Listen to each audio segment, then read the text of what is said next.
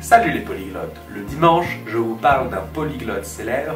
Aujourd'hui, je vais vous parler de Cléopâtre.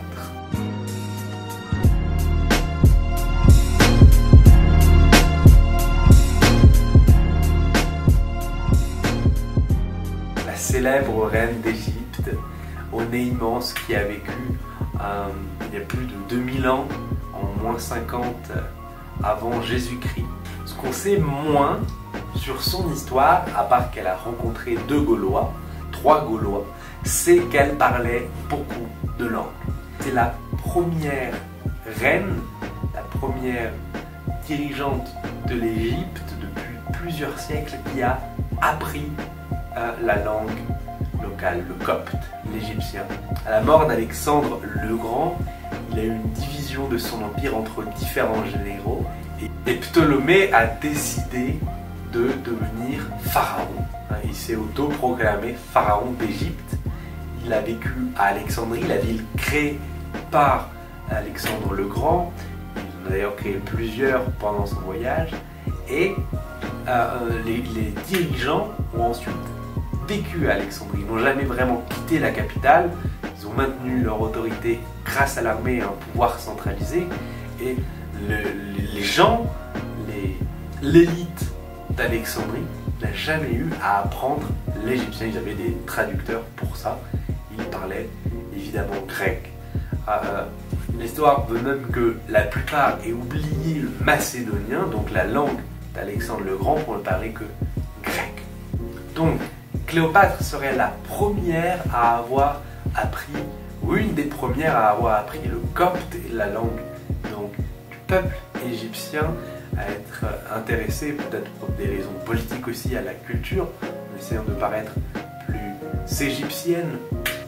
Beaucoup d'historiens insistent sur sa culture. Elle parlait donc le grec, l'égyptien, le copte, l'araméen, l'hébreu, l'arabe, le mède et sans doute d'autres langues. C'est bien la preuve que si vous apprenez une langue, alors une autre langue, ça devient plus facile pour les suivantes et encore plus facile pour celles d'après.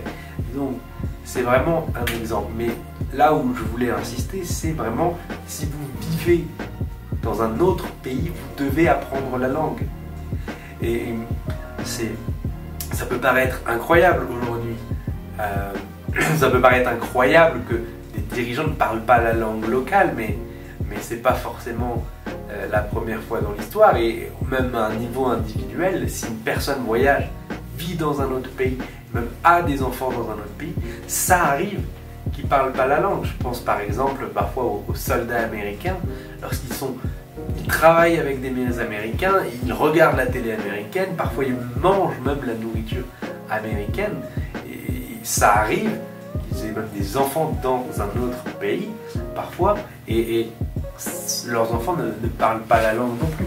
C'est possible de s'enfermer dans une communauté et ne pas apprendre une autre langue, la langue du pays dans lequel on vit. Si on travaille sur Internet, si notre femme est française, de s'enfermer vraiment dans sa culture. Je connais beaucoup de gens qui sont capables, qui ont vécu dans un autre pays et qui se sont enfermés, des expatriés américains qui vont rester qu'entre eux, ou même des Français qui restent qu'entre eux.